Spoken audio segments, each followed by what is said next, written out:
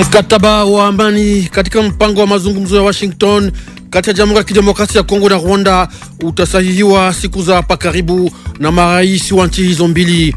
Habari ilitangazwa na rais wa Jamhuri ya Kidemokrasia ya Kongo siku ya tano iliyopita mbele ya wakongomani wanaoishi nchini Brazil, ambako unaendeshwa mkutano COP wa pande kuhusu mabadiliko ya ardhi. Mjini Lubumbashi, wakuwa mkusanyiko mazingira kwa wote na washirika Resource Matters wanaomba kiwanda cha madini CDM pamoja na mashirika kiserikali waondoshe hivi sasa uchafu wa asidi katika maji ya mito iliyoguswa na uchafuzi wa mazingira. Madai yale yanapatikana katika tangazo iliyofikia Radio Kapi siku ya tano iliyopita.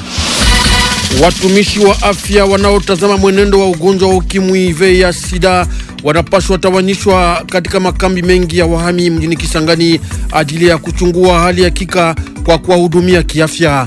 Ni azimio ilichukuliwa katika mkutano ulioandaliwa siku ya tano iliyopita mjini Kisangani na mpango wa sekta mbalimbali wa kupinga ukimwi VIH/SIDA. Asante kwa kuwa nasi wengi. Ifuatayo ndiyo taarifa kamili ya habari.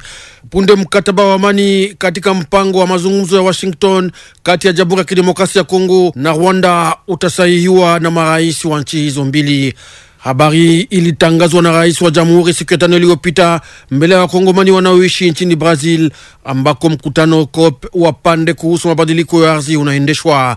Kwa mjibu wa rais Felix Tshisekedi, mkataba huo utakomesha vita vinavyoendeshwa mashariki ya Jamhuri ya Kidemokrasia ya Kongo na vilivyopelekea kuuawa kwa mamilioni ya watu. Masemi ya rais wa Jamhuri yalichukuliwa na Jean Gandu. Mwenzetu Jean Kasami anatafsiri.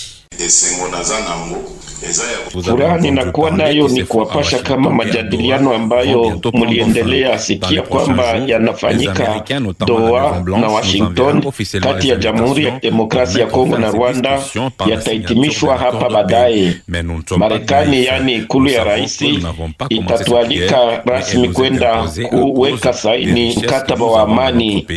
Lakini hatuko wajinga kwa kutoelewa kama hatukuanzisha vita, lakini tulipigwa vita sababu ya utajiri tunao katika nchi yetu. Wageni wengi aidha majirani zetu walikuja vuruga usalama wetu kusudi wapate mali ya kujenga nchi zao wakati yetu ikididimia. Tulijitahidi kupigana tukabiliane na hayo mateso. Tunafikia sasa mwisho kuvuna matunda ya amani ya milele katika Jamhuri ya Demokrasia ya Kongo. Ndiyo kusema nchi hizo mbili zitamaliza punde kipande cha mpya katika utimizi wa mkataba wa amani wa Juni mjini Washington chini ya upatanisho wa Marekani. Kwa mjibu wa tangazo ya Marekani ya tarehe 7 Novemba iliyopita, wajumbe wa nchi hizo mbili walisahihi mkataba wa Washington katika mpango unao lengo ya kukaza uhusiano na kugeuza faida ya amani katika maendeleo. Ni wakati wa mkutano wa 4 wa kamati ya pamoja ya ufuatiliaji wa mkataba huo. Upande mwingine, ukubali wa mauaji ya kimbari katika Jamhuri ya Kidemokrasia ya Kongo ni mojawapo wa kipindi cha matengenezo ya hasara kwa wahanga, na hiyo nchini kama vile katika ngazi za kimataifa. Ndiyo jambo lililozungumziwa wakati wa mkutano ulioandaliwa siku ya tano iliyopita mjini Kinshasa na shirikisho la taifa la wahanga wa Kongo. Miongoni mwa waliochukua masemi, mbunge wa taifa Aldos Sitoko alisema kuhusu hali ya juhudi za ubunge kwa manufaa ya ukubali wa taifa na wa kimataifa wa mauaji ya kimbari katika Jamhuri ya Kidemokrasia ya Kongo. Jimboni Ituri, wapiganaji wa zamani walioingia katika mpango wa kujisalimisha na kuingizwa katika maisha ya kawaida PDDRCS wanaishi katika mapatano na memba wa makabila ya mahali, hususan Patelega na Mialo kando ya Bunia. Hayo ni matokeo ya mahojiano ya kikabila yaliyoandaliwa na shirika lisilo la kiserikali Peace Mwangaza katika uhusiano na MONUSCO katika mpango wa miradi ya kuwarudisha wapiganaji wale wa zamani katika maisha ya kiraia.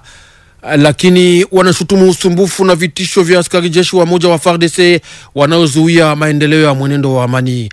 Maelezo mengi nawe Isaac Remoyope kutoka mji wa Bunia. Zaidi ya wapiganaji 1000 wa zamani kutoka magundi mbalimbali yenye silaha tayari wamejiunga na PDDRCS jimboni Ituri na sasa wanaishi katika jamii zao hasa Telega na Miala. Wengi wanasema wanakaribishwa kwa furaha na wakaaji ambao wanashirikiana kujenga amani na kuchangia maendeleo ya ndani. Ushuhuda kutoka kwa kiongozi wa vijana. Hakuna probleme, tunakala au mzuri, hakuna oga, hakuna maneno mengine hapa. Wapiganaji hawa wa zamani wamerejea shughuli zao sawa kutembeza pikipiki, biashara, kilimo ambazo sasa zinawaruhusu kuishi bila kutumia silaha. Mmoja wao ameoa wake 4 na baba ya watoto karibu 20. Anasema ametosheka na maisha haya mapya ya uhuru kama raia yeyote wa nchi. Tangia niliacha kwa fadha taksi yangu vile mzuri sana tuko naishi. Hata hivyo wengi wao wanaripoti vitisho na unyanyasi barabarani ijapokuwa wanakuwa na vitambulisho walizopewa ili kuwarahisisha kutembea huru. Wapiganaji hawa wanatoa wito kwa mamlaka ya kijeshi komesha vitendo hivi ambavyo vinahatarisha mwenendo wa amani Ituri. Bakuba ya basoda jine tuko na imba kule sana osie tungali barebele. Bado hatujapokea jibu kutoka kwa mamlaka ya kijeshi au uongozi jimboni wa PDDRCS. Bunya, Isaac Remoyope, Radio Kapi. Kwa kifupi, waziri wa taifa anayehusika na mambo ya kigeni Therese Kaikwamba Wagner alijulisha kupitia mtandao X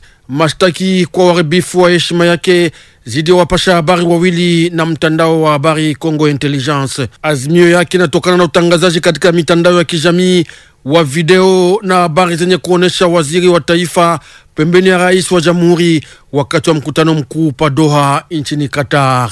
Therese Kaikwamba Wagner anafasiria hatua yake kutokana na lazima ya kulinda mtoto wake na jamaa yake na kutimiza kazi kiserikali katika utulivu.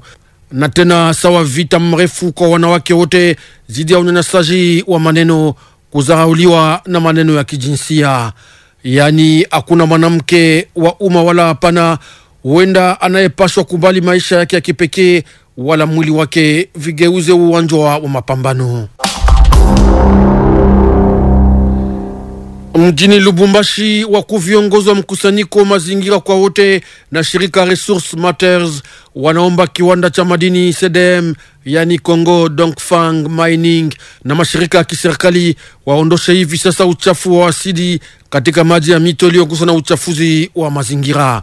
Madai yale yanapatikana katika tangazo iliyofikia Radio Kapi siku ya 5 iliyopita, ni kutokana na uchafuzi wa mazingira na asidi kutoka kiwanda cha madini CDM. Mafuriko ya maji yale machafu yana hatari kubwa ya afya zidi ya watu.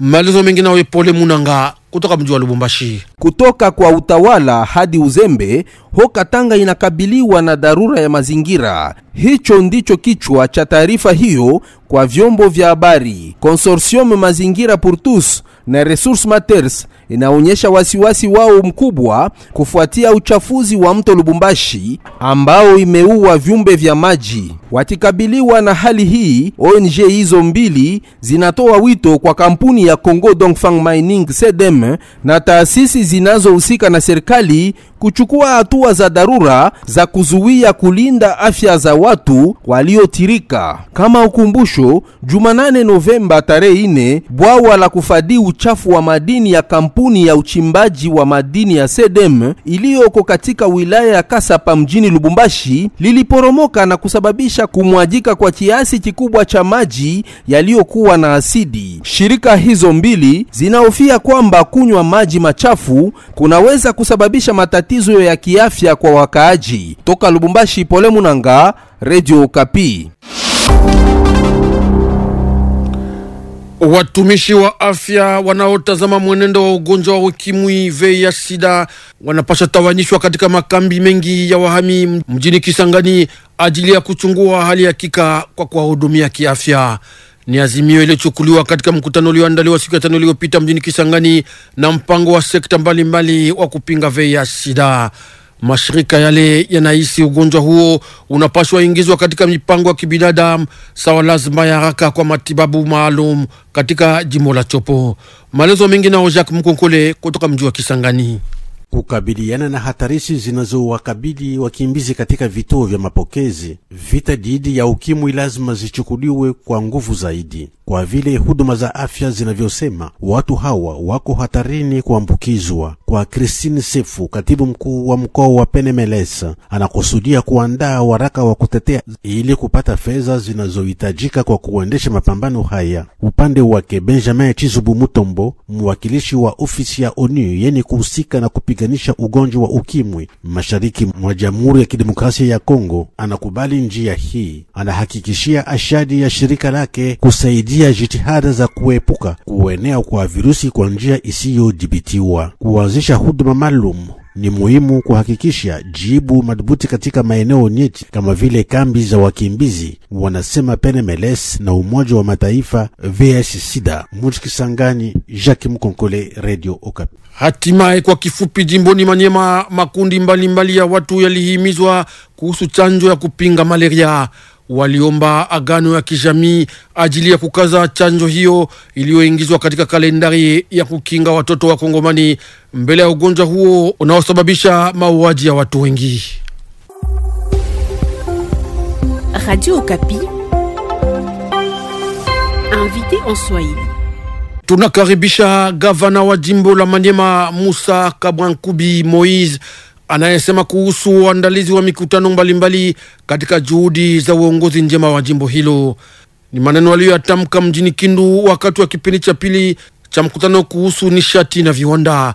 Musa Kabwankubi Moise anaojiwa na Florence Kizalunga. Gavana Musa Kabwankubi Moise, jambo. Jambo Madame Florence. Ni kunukta gani mumemaliza hii kikao yenu ya leo ya siku 3? Ni nuta nzuri, kwani tunakutanisha watu wenye kutoka mbalimbali. Edition ya kwanza ya conference ilikuwa ya kwanza, experience ilikuwa ya kuwa. Kwa hii tunaona kama meme kalite ya bainvite. Edition ya kwanza tulikuwa na ministre moja national wa mine, leo tunapata ba ministre 3, balipasha kuwa 5. Umoja alikutiwa Ulaya na mwingine ministre wa finance, yeye alisema atakuya siku ya lancement ya matravo, wakati wanatosha pesa anakuwa. Tunazani kama anaweza kuya meme na premier ministre juu ya ulancer ile matravo mbalimbali yenye iko annonce. Kwetu ni furaha kuona kama hii maconference iko inatusaidia kukutanisha watu mbalimbali, ba ministre nationaux, ba opérateur économique, société civile, confession religieuse. Sisi wote pamoja tunafatilia, tunaanalize mambo ya masekter mbalimbali mujimbo letu, tuyue shida ni gani na namna gani pamoja tunakamata masolution wala ama vile ba recommandation. Kwa hiyo tunashukuru President de la République son excellence Félix Antoine Tshisekedi Chilombo, wakati alisikia kama tuko tunafanya hii deuxième édition ya conference, ali instruire son excellence Madame la Premier ministre, son excellence Judith Suminwa, atume wa ministre 5 wakuye kumanyema kutu annoncer maprogramu mbalimbali juu ya maendeleo ya Manyema. Kwa hiyo tulimpokea ministre wa infrastructure et travaux publics honorable John Banza, mwenye alituannoncer construction ya voirie ya Kindu, Kasongo, Kalima na ingine mamingini kubwa ya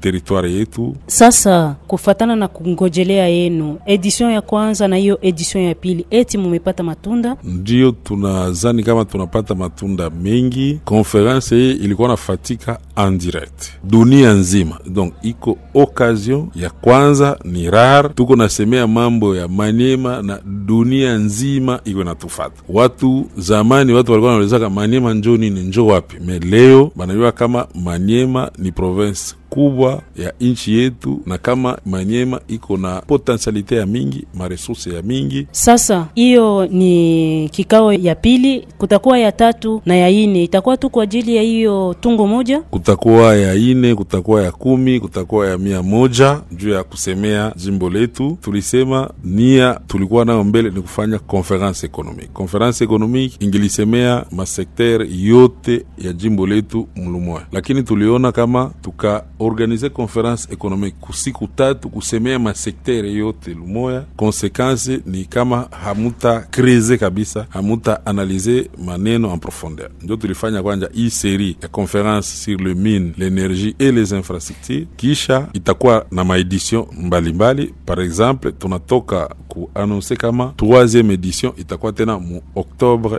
2026. Mais mu février 2026 tutakuwa na conference juu ya environnement, tourisme, eau et agriculture. Juu ya nini environnement? Province ya Maniema iko na pori kubwa sana, iko na matourbière mingi sana. Mais kwa leo province yetu haipati kitu en terme ya vente ya crédit carbone. Donc tutakutanisha ma intelligence benye bana maîtriser mambo ya crédit carbone, tuangalie namna gani province ya Maniema nayo inaweza kuanza kuprofiter na vente ya crédit carbone, kulancer ecotourisme par rapport ya parke yetu ya Lumami, kuangalia mambo ya maji, namna gani tunaweza kuameliore desserte ya maji kuvile ya Kindu na machefli ya ma territoire, surtout kurelancer agriculture. Gisi son excellence Muindo Nzangi, ministre wa agriculture et sécurité alimentaire, alisema Maniema tunalala mingi sana, Maniema inaomba tulamuke sasa. Sasa hiyo vikao inasaidia nini kuongozi bora ya jimbo lako? Inasaidia paske tunakutana na assemblée provinciale,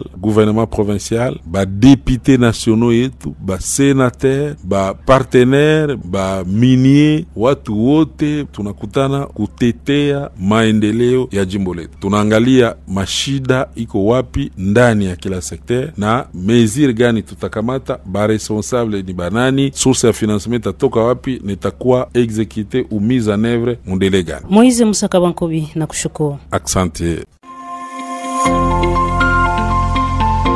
Radio Okapi, dossier en Swahili. Jimboni Ituri, wapiganaji wa zamani walioingia katika mpango wa kujisalimisha na kuingizwa katika maisha ya kawaida PDDRCS wanaishi katika mapatano na memba wa makabila ya mahali, hususan Patelega na Mialo kando ya Bunia. Hayo ni matokeo ya mahojiano ya kikabila yaliyoandaliwa na shirika lisilo la kiserikali Peace Mwangaza katika uhusiano na MONUSCO katika mpango wa miradi ya kuwarudisha wapiganaji wale wa zamani katika maisha ya kiraia. Lakini wanashutumu usumbufu na vitisho vya askari jeshi wa moja wa FARDC wanaozuia maendeleo ya mwenendo wa amani.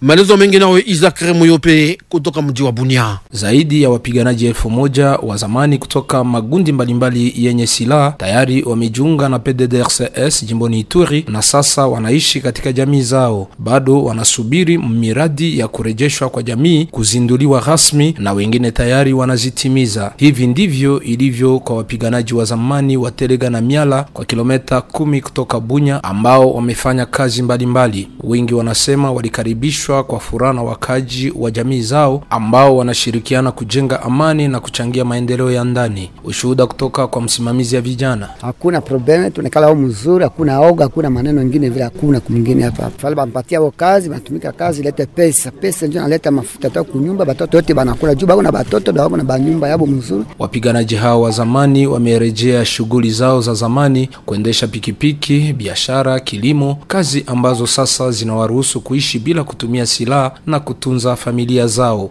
Mmoja wao aliyeoa wake 4 na baba wa watoto apata 20 anasema ametosheka na maisha haya mapya ya uhuru kama raia yeyote ya jamhuri, haki zote zikiwa zimehakikishwa. Tunapenda amani ikue. Gouvernement alisema atatia haki ya kila binadamu kufasi yake. Pale tuliona oliede kuambure mingi, tunakuwa ku maisha ya kiraia. Tunasha kala siku unaishafika mingi tangia niliacha, nilikuwa fa taksi yangu vile mzuri sana, tuko naishi, tunashukuru. Hata hivyo wapiganaji wa zamani kadhaa wanaripoti vitisho na unyanyasi barabarani, ijapokuwa wanaonesha vitambulisho vyao za kuwaondoa kwenye gundi lenye silaha walizopewa ili kurahisisha usafirishaji zao. Pia waskari wanawafunga kinyume na sheria na kupokonya mali zao. Wapiganaji hao wa zamani wanatoa wito kwa mamlaka ya kijeshi kukomesha vitendo hivi ambavyo kulingana nao vinahatarisha mchakato wa amani jimboni Ituri. Sasa sie depuis tulidepozeka arme ele si shi tunaikalaka tunda mwingine mejina yetu kona imbia kule fasi yenye bakuba ya basoda biko sie tungali barebele. Ile ndio kitu nyeko na shangaza si sana. Siku moja balifikaka fa buklaje hapa bali nikutaka miku nyumba na miko na lala angu bali banavunja nene mulango wa butiki yangu banaribisa babutiki yangu yote. Bado hatujapokea jibu kutoka kwa mamlaka ya kijeshi au uongozi jimboni wa PDDRCS. Nikiripoti toka Bunya, Isaac Remoyope, Radio Kapi. Asante kwako Florence Kizalunga, asante pia kwako Isaac Remoyope. Na huo utakomesha kipindi cha habari. Kwa niaba ya wafundi mitambo wetu wote na washiriki wetu walionisaidia katika matayarisho, nasema asante kwa wote walioungana nasi. Kwa irini.